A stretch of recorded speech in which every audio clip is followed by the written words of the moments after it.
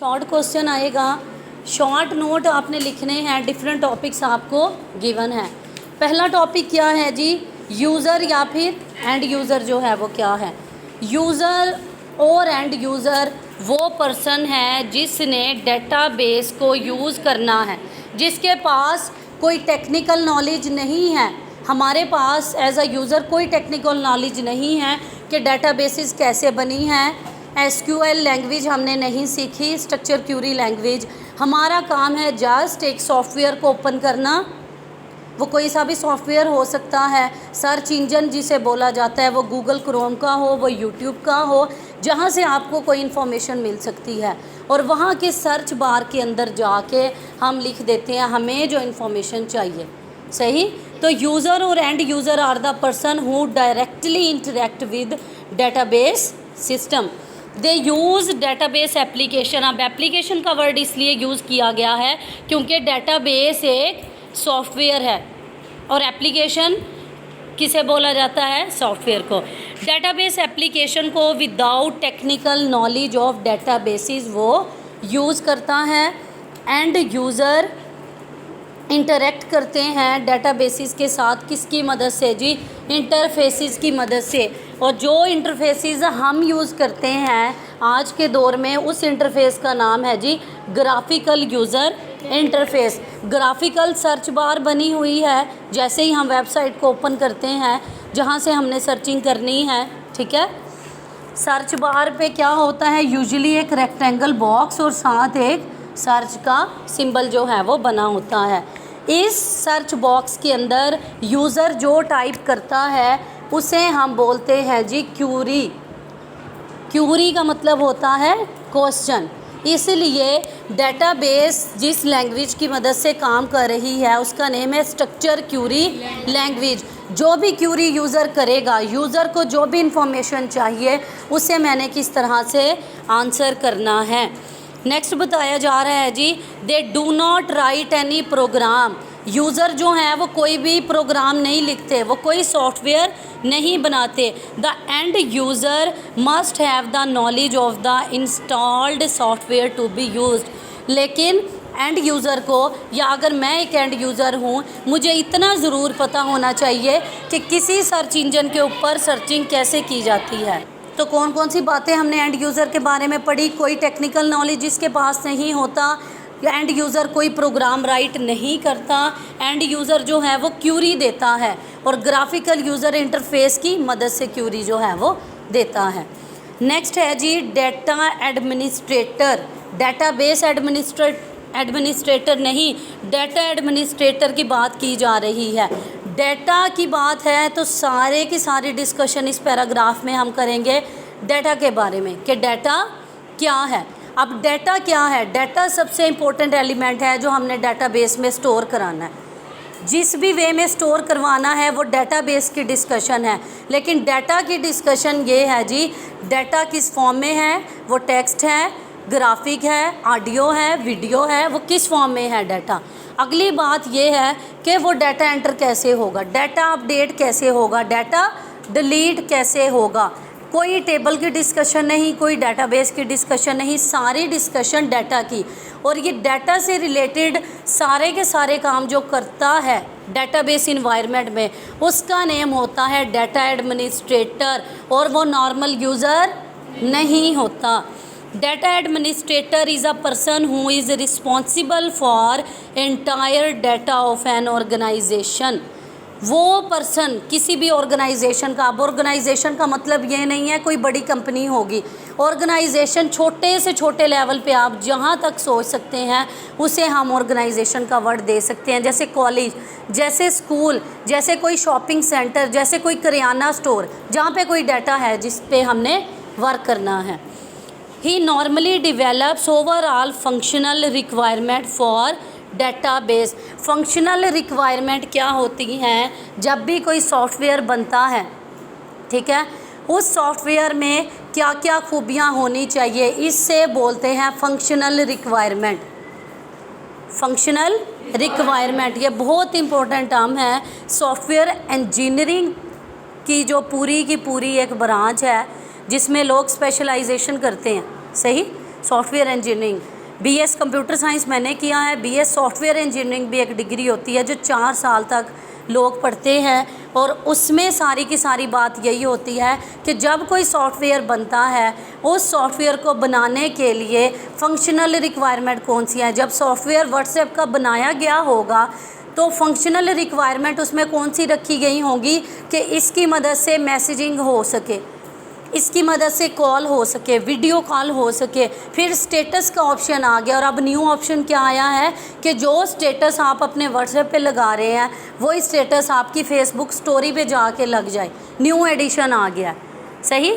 तो इसकी functional requirement में क्या आपको ऐसा कोई ऑप्शन मिलता है कि आप जो है वो कोई अपॉइंटमेंट ले लें किसी से? नहीं मिलता जी। वो तो हॉस्पिटल मैनेजमेंट सिस्टम का काम होगा ना, अगर कोई हॉस्पिटल वाला सॉफ्टवेयर है। क्या आपको ऐसा कोई फ़ीचर मिला है जिस पे लिखा हुआ हो एडमिशन आप ले लो या ऑनलाइन अप्लाई कर लो? नहीं, ये तो किसी एजुकेशनल इंस्टीट्यूट सॉफ्टवेयर की फंक्शनल रिक्वायरमेंट है।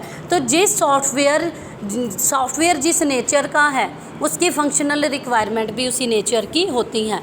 तो डाटा एडमिनिस्ट्रेटर जो है वो ओवरऑल फंक्शनल रिक्वायरमेंट्स बताता है डेटाबेस की जो उस ऑर्गेनाइजेशन में यूज़ होगी, यानी वो स्पेशलाइज्ड होगा, जिसे पता होगा कि अगर मैं एक स्कूल में बैठा हूँ, स्कूल में जो क्लर्क होता है उसे पता होगा कि इस स्कूल में किस किस तरह का डाटा होता है। मैंने अपने स्कूल के लिए जो सॉफ्टवेयर बनाना है, डाटाबेस का बनवाना है किसी से, मैं उससे क्या बताऊँगा कि मुझे कौन कौन सी फीचर्स जो हैं वो चाहिए स्कूल से रिलेटेड, ठीक है। He control and manage the whole database system, control and manage the whole database system. Database system होगा तभी तो उसमें डाटा को एंटर करेगा, सही है। He establishes data standards and supervises the data distribution in the organisation. He establish data standard, इससे मुराद ये है फंक्शनल रिक्वायरमेंट और डाटा स्टैंडर्ड आप समझे एक ही चीज़ है, ठीक है। फंक्शनल रिक्वायरमेंट जो हैं वो कौन सी होंगी, क्या बताया जा रहा है जी? वो डाटा स्टैंडर्ड्स को इस्टेब्लिश करता है और सुपरवाइज करता है data distribution in the organisation, क्योंकि वो डाटा एडमिनिस्ट्रेटर है ना, उसी ने डील करना है, उसी ने बताना है कि जो प्रिंसिपल के सामने सॉफ्टवेयर का हिस्सा शो होना है वो कौन सा होना है, जो हिस्सा स्टूडेंट के लिए अलाउेबल है वो कौन सा है। जैसे यूनिवर्सिटी ऑफ सरगोदा की वेबसाइट है, जब कोई स्टूडेंट एडमिशन लेने के लिए अप्लाई करता है तो उसे टीचर वाला सेक्शन तो नहीं शो करवाना ना, सही, उसे सिर्फ अप्लाई ऑनलाइन वाला जो है वो शो करवाना है। ही also communicate with the user when necessary, वो यूज़र से भी कम्युनिकेट करता है अगर ज़रूरत पड़े।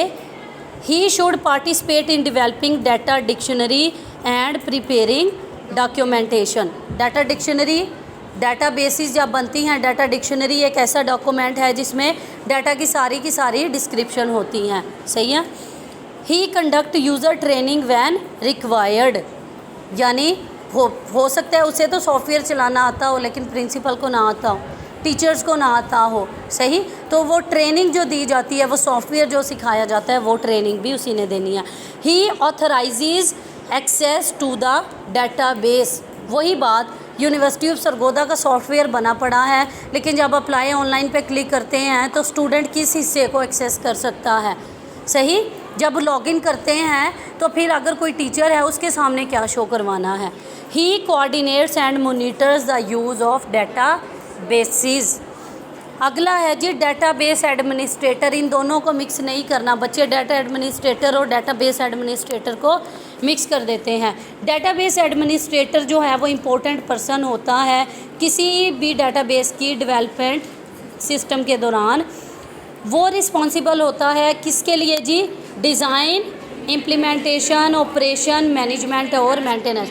अब देखें डाटा एडमिनिस्ट्रेटर में हमने देखा कि सिर्फ वो प्रोसीजर बताता है, सॉफ्टवेयर बनाने वाले को डाटा एडमिनिस्ट्रेटर बताता है कि किस किस टाइप का डाटा मैंने सॉफ्टवेयर में ऐड करना है, क्या क्या चीज़ें ऐड हों। लेकिन डेटाबेस एडमिनिस्ट्रेटर वो पर्सन है, आप समझें, जिसने सॉफ्टवेयर बना के देना है। वो डिज़ाइन भी बनाएगा, वो उस सॉफ्टवेयर को बनाएगा भी, वो सॉफ्टवेयर जब चल रहा होगा कॉलेज में अगर उसमें कोई एरर आ जाए उसे भी वो डील करेगा। सही है। He should possesses good managerial, management से निकला है जी ये वर्ड, जो मैनेजर होते हैं। Technical and diplomatic skills, managerial skills जो हैं वो इम्पोर्टेंट कहाँ पे होती हैं जी, मैनेजमेंट से निकला है ये वर्ड। और जो बंदा मैनेजमेंट करेगा, जो मैनेजर है, उसमें कौन कौन सी खूबियाँ होनी चाहिए कि वो अच्छी प्लानिंग करे, ठीक है, कि कोई काम कितनी देर में ख़त्म हो सकता है, वो अच्छी कोऑर्डिनेटिंग करवाए, जब एक से ज़्यादा लोग उसकी कंपनी में हैं उन्हें आपस में कोऑर्डिनेट कराना कि कैसे कितना काम किसने जो है वो करना है। और carrying out different task, technical skills are required. User को टेक्निकल स्किल नहीं चाहिए, डाटा एडमिनिस्ट्रेटर को भी थोड़ी बहुत चाहिए, लेकिन टेक्निकल स्किल या टेक्निकली स्किल्ड वही है जो डाटाबेस एडमिनिस्ट्रेटर है आपका। Technical skills are required to understand the complexity of hardware and software. Diplomatic skills are important in communicating with user to determine their needs. इन तीनों यूज़र को आप समझ सकते हैं कि मैं एक पेशेंट हूँ, मैंने किसी डॉक्टर से मेडिसिन लेनी है और वो मेडिसिन मुझे किसी फार्मासिस्ट ने देनी है। जब मैं फार्मेसी पे जाऊँगा मेडिसिन लेने, मुझे कोई पता नहीं कौन सी बीमारी है, कौन सी सिम्टम्स हैं, डॉक्टर को सब कुछ पता है। और फार्मासिस्ट वो बंदा है जिसे डॉक्टर जितना नॉलेज नहीं है, लेकिन उसे इतना नॉलेज ज़रूर है कि किस डिज़ीज़ के लिए कौन सी मेडिसिन रिकमेंड की जाती है जी। तो ये तीनों यूज़र्स की जो हायरार्की है वो इस तरह से है। नेक्स्ट है जी जो डेटाबेस एडमिनिस्ट्रेटर है, ये अक्सर शॉर्ट में आता है, उसकी रिस्पॉन्सिबिलिटीज़ कौन सी हैं। रिस्पॉन्सिबिलिटी में सबसे पहले आता है जी डेटाबेस सॉफ्टवेयर जब बनेगा वो इंस्टॉल कैसे होगा। सही, जैसे आप प्ले स्टोर से किसी ऐप को इंस्टॉल करते हो। मॉनिटरिंग ऑफ डेटाबेस सिस्टम सही तरह चल रहा है या नहीं, मॉनिटरिंग करेगा। सॉल्यूशन देगा, अगर डेटाबेस सिस्टम में कोई ख़राबी आ गई बताएगा ये कैसे ठीक हो सकती है। सही। Assigning permission to different user to use database system. Taking regular backup of database, ये सबसे इम्पोर्टेंट है जी, ताकि अगर ओरिजिनल डाटा लॉस हो जाए तो फिर बैकअप से हमें रिकवरी मिल सके। और सिस्टम को रीस्टोर करना, अगर ओरिजिनल लॉस्ट हो जाए तो फिर बैकअप वाली फ़ाइल से डाटा को कैसे रीस्टोर करवाना है। नेक्स्ट है जी डाटा मैनिपुलेशन इन डेटाबेस मैनेजमेंट सिस्टम। जो मैं कह रही हूँ कि आपने एसक्यूएल को अंडरस्टैंड करना है वो इसके लिए है जी।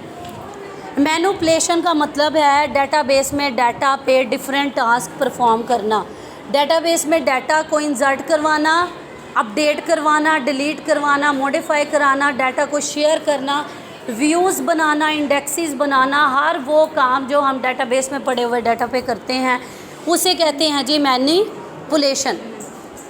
और मैनिपुलेशन आपको तब तक समझ नहीं आनी जब तक आप कुछ एसक्यूएल की क्यूरीज अपनी आंखों से नहीं देखोगे, जो नेक्स्ट आने वाले लेक्चर में अपलोड होनी है। सही। डाटा मैनिपुलेशन जो का क्या मतलब है जी, data manipulation in DBMS is different from data manipulation in file system. File system में डाटा कैसे स्टोर होता था, फाइलों में, वहाँ रिडंडेंसी होती थी, जो हम चैप्टर 1 में सारा पढ़ते रहे हैं कि फ़ाइल सिस्टम में क्या नुकसान थे और डाटाबेस में क्या फ़ायदे थे, वो सारी की सारी चीज़ें। तो डाटाबेस मैनिपुलेशन में क्या होता है, स्टोर एंड मैनिपुलेट किया जाता है डाटा, किसकी फॉर्म में, टेबल की फॉर्म में। डेटाबेस मैनेजमेंट सिस्टम में क्या एक टेबल हो सकता है, नहीं जी, वन और मैनी रिलेशन हो सकते हैं। रिलेशनल डेटाबेस मैनेजमेंट सिस्टम में जो रिलेशंस होते हैं वो एक दूसरे के साथ जो हैं वो कनेक्टेड होते हैं। नेट मॉडल पढ़े थे ना, ये एक टेबल है, ये पेरेंट टेबल है और ये हमारे पास कोई चाइल्ड टेबल है। सही। Hierarchical model, network model, relational model, कोई सा भी मॉडल उठा लें उसमें यही डिस्कशन की जाती है कि एक टेबल दूसरे के साथ कैसे कनेक्टेड होगा। डेटाबेस मैनेजमेंट सिस्टम इंडेक्सेस को यूज़ करता है ताकि हमारी सर्चिंग जो है वो क्या हो जाए, फास्ट हो जाए। Database management system SQL Curie language को यूज़ करता है। Database management system facility provide करता है किस किस की, insert new data, modify existing data, retrieve existing data और डिलीट एग्जिस्टिंग डाटा की। चैप्टर नंबर 2 आपका यहाँ पे वाइंड अप हो जाता है। सही। चैप्टर नंबर 2 में जिन लोगों ने चैप्टर नंबर 1 नहीं पढ़ा वो पहले तो जाके चैप्टर नंबर 1 के लेक्चर्स लें, वहाँ से अंडरस्टैंडिंग लें। और चैप्टर नंबर 2 में जो इम्पोर्टेंट लॉन्ग है जो आता है वो है जी कीज़ वाला, कीज़ का कॉन्सेप्ट वो लॉन्ग है और बाकी सारे शॉर्ट्स के हवाले से तैयार करनी है। और चैप्टर नंबर 2 के बाद जो अगले चैप्टर्स होंगे वो में भी हमारे डिफरेंट हों। सही। चैप्टर नंबर 1 और 2 एक दूसरे के साथ बहुत ज़्यादा रिलेटेड हैं। नेक्स्ट आने वाले लेक्चर में जो है वो एसक्यूएल अपलोड की जाएगी, स्ट्रक्चर क्यूरी लैंग्वेज की क्यूरीज़ अपलोड की जाएंगी जिससे आपकी अंडरस्टैंडिंग जो है वो मज़ीद डेवलप हो जाएगी।